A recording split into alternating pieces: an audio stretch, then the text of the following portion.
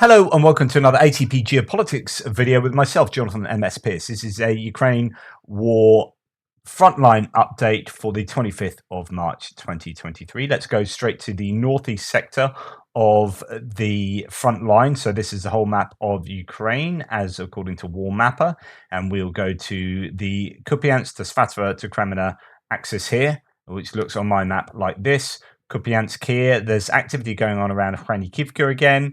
And then as we come down to Svatova, that's there. So we're going to talk about that area as according to the ISW, Institute for the Study of War, the American military think tank, says that there are the usual reports of unsuccessful ground attacks going on in Frontline and then Bilorivka and Serebryanska forest further down south. Which is to say that really not too much information on this entire axis there until we get down to Serebryanska forest. Claims about Makivka.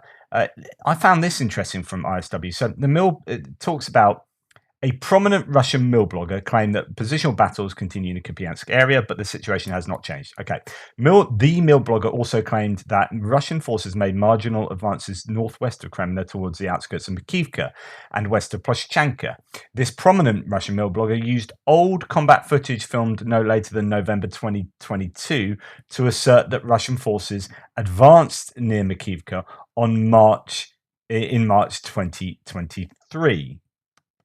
Now, this is something this is actually the prominent mill blogger is Rebar, the pro-Russian source, saying that Ukrainians have been pushed back in the Makivka area. And I actually talked about this. I said there was a tank that was blown up on the outskirts of Makivka, which is quite surprising for me because it's quite far forward and within the Makivka, sort of literally within the territory of Makivka, of the town.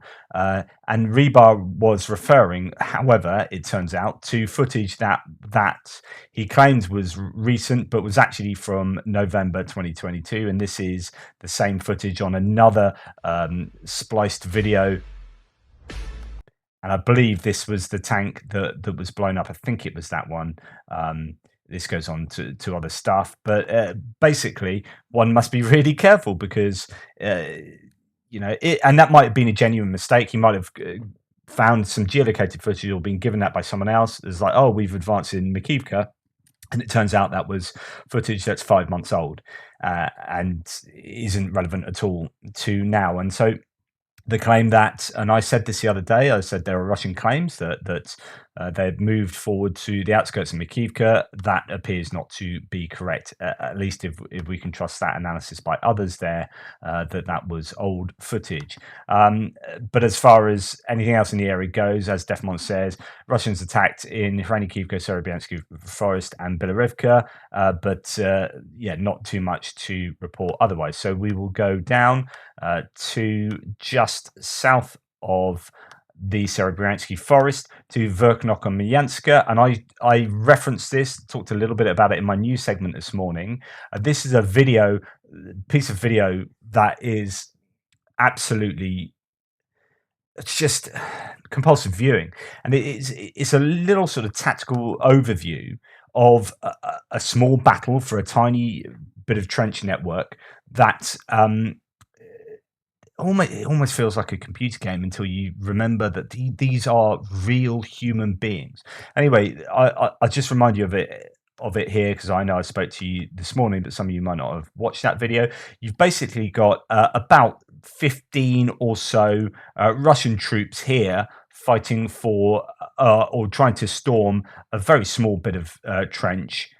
Let's go back to that, and it ended badly for the Russians. As you can see here, there's about, as I say, 15 Russians there, maybe 5 or so Russians around here. So you probably got maximum 20 Russians trying to storm a trench with probably 3 Ukrainians in. So these are the Russians all hanging around there, trying to move up on the trench. As it sort of scans further down, you see more and more Russians. There you go. There's probably a dozen or so Russians there. And you add a few more as it goes down. So maybe, as I say, 15 or so Russians there and a bunch over here. And you've got a tiny bit of trench And they are basically just about three of them, I think, or just a few of them, putting suppressive fire going this way, and then you have some trying to flank them this way. And these guys, a couple of them have ATGMs or RPGs or something, and they get a couple of hits on the trench network. I don't know if they do any damage to anyone there. And these guys are obviously, I presume this drone that's filming this is also spotting for artillery, because then what happens throughout this is that these guys get absolutely peppered with artillery fire. That and I don't really want to show you it because it is a bit inappropriate. I don't want to glorify sort of warfare and whatnot. But the reason why it's interesting is because all the Russians get taken out. They're all at least wounded. Most seem to be killed. But for about 20 Russians, it takes about 30 shells to kill them. The accuracy is not brilliant because you have to walk these in. You're using a drone to spot. It's about changing the angle, changing this, doing that. It's not using Excalibur guided munitions. This is being spotted in. And as a result, I'm pretty sure they use more than one shell per human casualty here. So when you're going back to working out how many shells each side is using a day, for this little exchange, you've got maybe 30 shells were used in a sort of 10-minute piece of footage that does the job of taking out 20 people. That's why both sides are shell hungry, because artillery warfare is incredibly expensive in terms of that kind of munition. Anyway, well worth checking out that footage. I found it pretty fascinating to look at. So Vuhledar, French mapper here, shows the Kupiansk area here. Interesting bit of change there. It appears that for this mapper, Ukrainians have pushed back the Russians quite a lot to the south of Avdivka there, and Liman Pershia. There was talk that Liman Pershia swaps hands, and Reports was reporting the other day that it had gone back into Ukrainian control. Possibly wise to keep it as grey zone, and here it appears that that is a change in the mapping for Vuhledar for the Russians there. So that's something I hadn't actually caught earlier on. So anyway, as we go through their maps, his map, nothing around the Svatova area, and then we come down to the Ploshchanka area. The claims about Mikivka, not accurate, I don't think. He's adapted his maps further forward for the Ukrainians and shows them pushing back in the Serebryansky forest, the Russians pushing around Bilarivka. And then we get down to further down south to Bakhmut. And what do we have to say about there? Well, let's go to ISW for a good synopsis of the situation in Bakhmut. So basically, we've had a couple of days of stasis. There's been a lot of talk about Bakhmut in many different sources. I'm going to go to my map, actually. There's been people saying that the decision to remain in Bakhmut and defend it has been vindicated by the fact that there's been this stasis, and the attrition for the Russians is still high, etc., etc. However, there was yesterday some significant gains for the Russians again after 2 days of no gains at all, really. And this starts with a tiny bit of a gain at the top here, to just here by the E40, is it the M03 highway, going to the north of Bakhmut and out past Minkivka. Tiny bit of a gain there, and then quite a bit of a gain in the southern and the northern area of Bakhmut itself.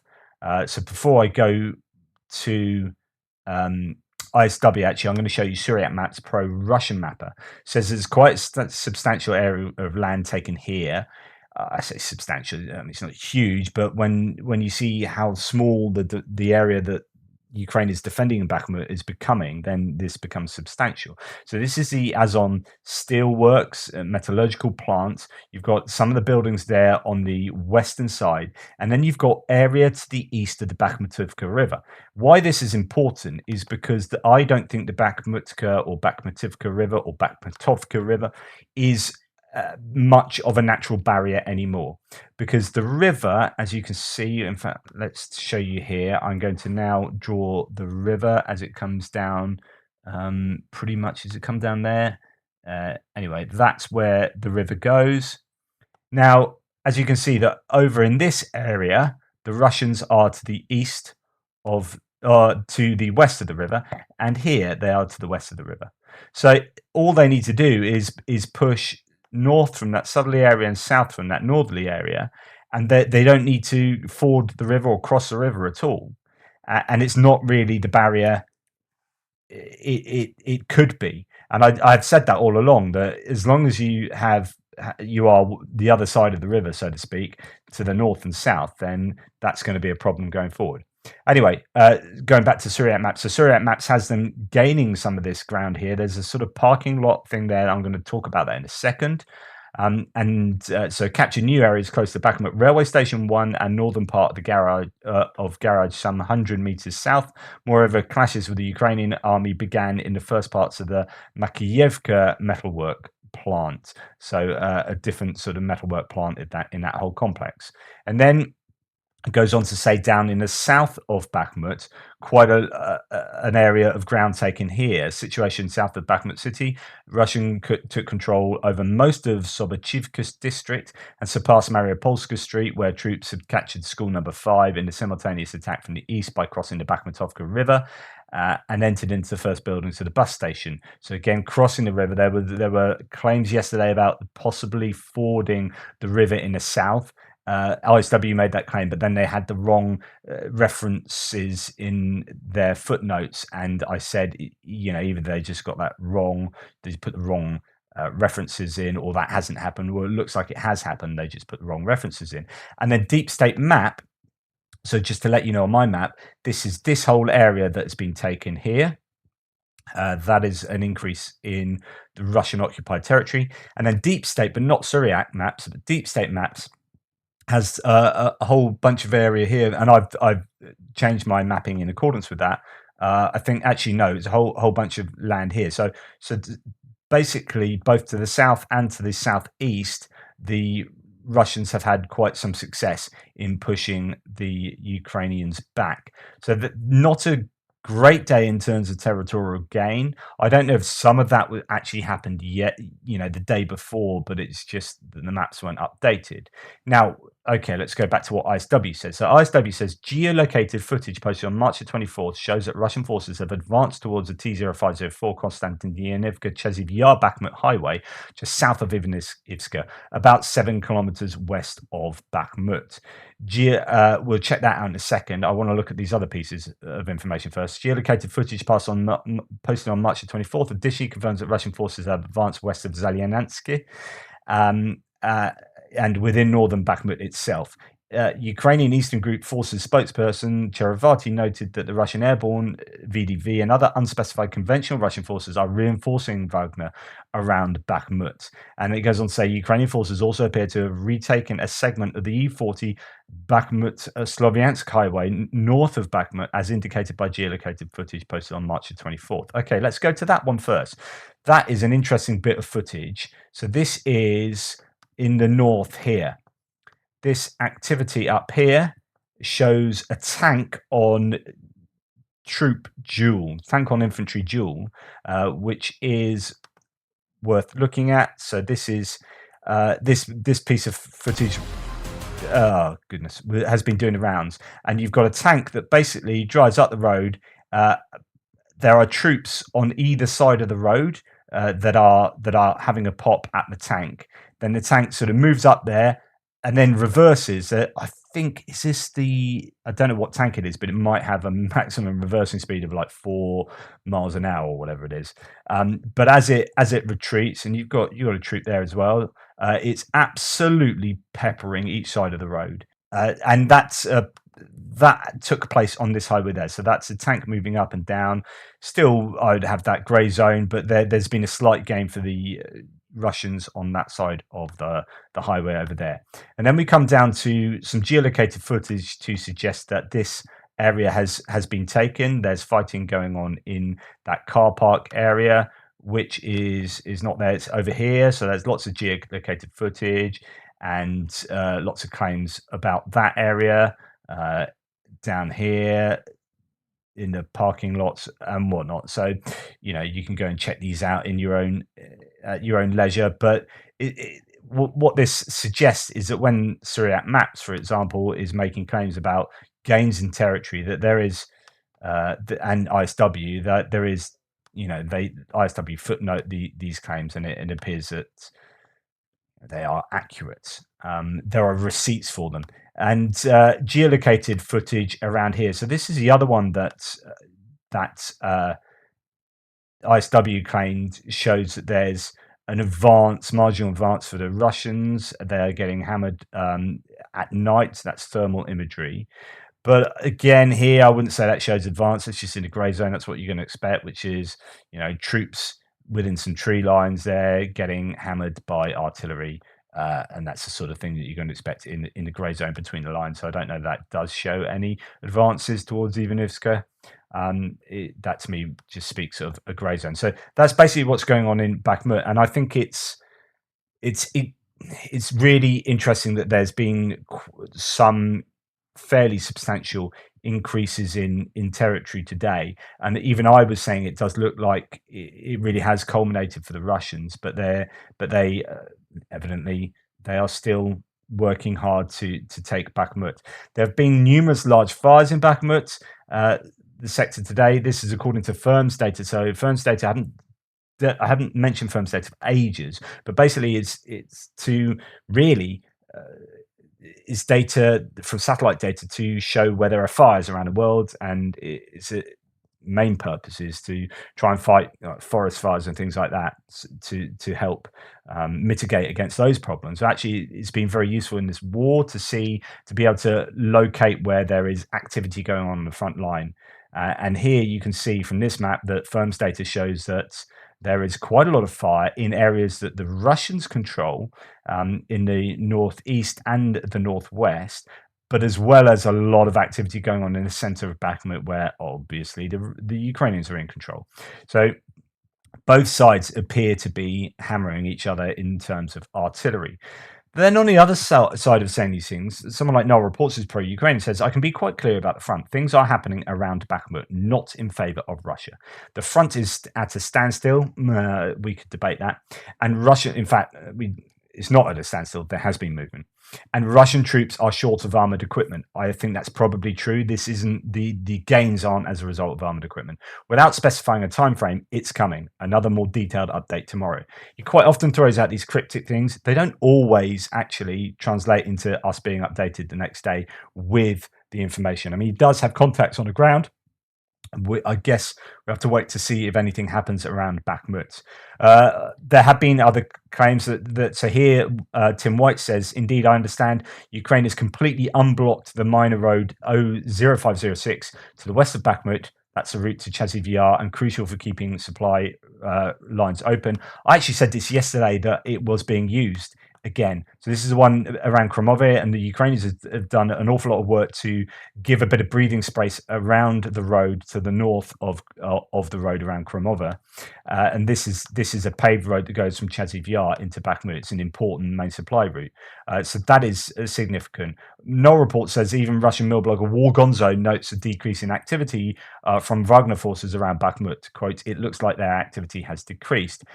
Yes and no. I mean, it's not like it was some weeks ago, but there still was movement on the front line. So that is Bakhmut for you.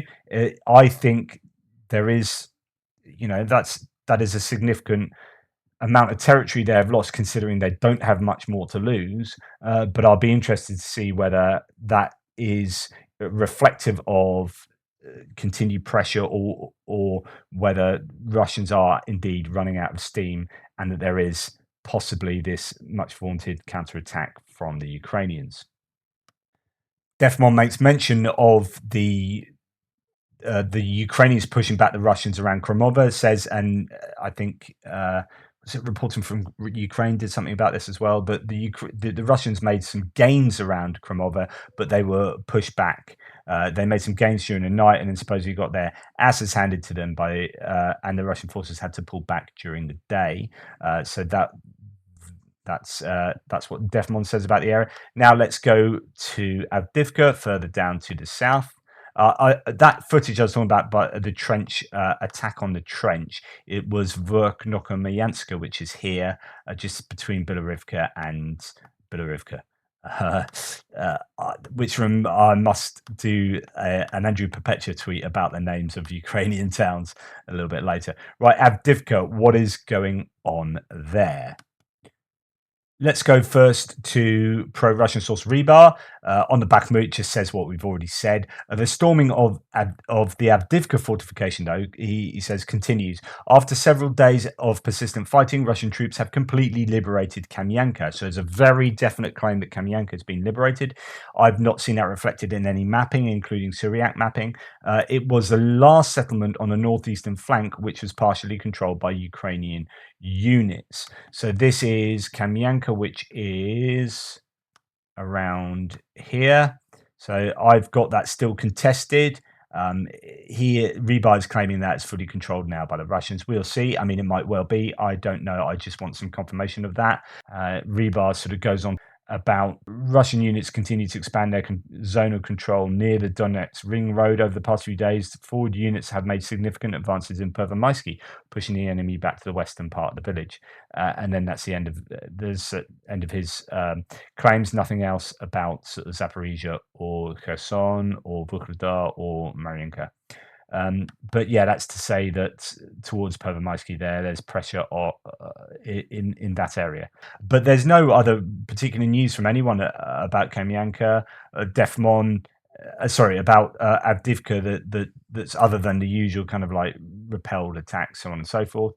Here, Defmon says Russian forces' attacks have increased lately, and during the last 24 hours, they've attacked the areas of Kherson, Novokalinova, Novobakhmutivka, Stepover, Avdivka, Severna, Pervomaisky, Marinka, Novomykhailivka, and Pobjeda. So that goes down south towards Marinka and Vuhledar. But basically, what that is, you've got Avdivka here in the cauldron. Pressure around Stepover from Krasnohorivka, and that's the really important position that the Ukrainians have to hold. But then quite a lot of move towards out from Novobakhmutivka to the north towards Novokalinova and Kherson. So those would be words, place names that we'll be hearing about more now. And Alexandropil up there. And then the usual, so Defmon has Kamyanka under Russian control now, and also pressure towards Severny from the south, and indeed Avdivka from Opitny. So he has the Russian lines quite far forward down south here. Yeah, as you can see here, like the claimed Russians, latest claimed Russian positioning being very close to the south of Avdivka there. So if we come out of there, he has his lines looking, very different to mine in getting, pretty much around there, which is quite a significant, threat to the Ukrainians, especially if you have Kamyanka as well, because you're getting a much smaller pocket in here that it also has its main supply routes under a lot of pressure up here near Stepover and Berichi, and as I've said before, Severny and Tonenki as well. So it's difficult in Avdivka, but I haven't heard too much information from other sources about Avdivka. The ISW says pretty much what Defmon has just said, because I think he draws quite a lot from here as a source. It says Russian sources continue to claim that Russian forces are advancing towards Avdivka itself and getting closer to taking the settlement in the semi-encirclement. Russian mill bloggers posted footage of various DNR Army Corps elements, including the Kalmius Artillery Brigade and 5th Brigade operating near Avdivka and Marinka. But I guess we'll have to wait to see whether there is any confirmation of Kamyanka being lost to the Russians, and indeed this area to the south over the next couple of days. And then fighting around Pobjeda and Marinka, that's pretty standard. No other information about there. When it comes to Vuhledar here, just to the south of Marinka, and we have Mikilska and Pavlivka, two settlements that are on lower ground south of Vuhledar. So Vuhledar sits on the higher ground, where they get line of sight towards these two settlements, and the dachas, what are called dachas, here, and here. These are more sort of rural settlements and cottages and whatnot. Um, there is still activity going on there. So the ISW says combat footage geolocated on the 24th confirms that Russian forces are operating in the Dacha area in the southern Vuhledar. Russian mill bloggers pessimistically discussed the prospect of future Russian offensives on Vuhledar and highlighted challenging terrain and poor Russian force capacity in the area. I would agree. It's just not been a good place for them to do their battles. Okay, let's come out of there and see if there's anything else of note in Zaporizhia and Kherson. So, in the area of Orikhiv, we've got Russian sources claiming that the Ukrainians are going to try and break down south here, around here, that they're preparing to counterattack, or around the south of Orikhiv. That we've seen some reconnaissance in force units operating around this area. But the Russians often say, "Oh, Ukrainians are preparing to attack here, here, here." It's not unusual for them to be making those sort of claims. The last thing to talk about is Novokakhovka. So the General Staff, sorry, reported that the Russians had pulled out of Novokakhovka, and then loads of people jumped on this like all over the socials. I didn't report on this yesterday because it was wrong, basically. And they retracted it straight away. They said actually it was an incorrect use of data. So basically, what had happened is that there was a forced rotation there. So Russians had pulled out, but then I think Russians went in there, and they just got it wrong. But so lots of people jumped on that, and that was the talk of the town for a few hours. But I don't think you would see them pulling out there, because that's a really important position for them to hold, because it controls the sluices to the dam here. So they are emptying, and that's still apparently a problem. I saw a piece on that the other day, that they are lowering the reservoir, and that's obviously dangerous for the cooling of the power station here in Nuhudar. And it's also an important reservoir for agriculture in this whole area. The thing about that is this whole area is actually at a greater threat from lowering that reservoir than the area to the north or the right bank of the Dnipro, which would be odd for the Russians to, ruin agricultural opportunities in an area that they control. So it's a really bizarre decision for them to continue to lower the reservoir, which leaves people wondering what the hell they're doing. But there you go. That's the end of this Frontline update. Thank you so much. I hope that was informative for you. Thanks for watching. Please like, subscribe, and share. And check out my video later, which will be a Ukraine War Extra video. And Toodle Pips. Speak to you soon.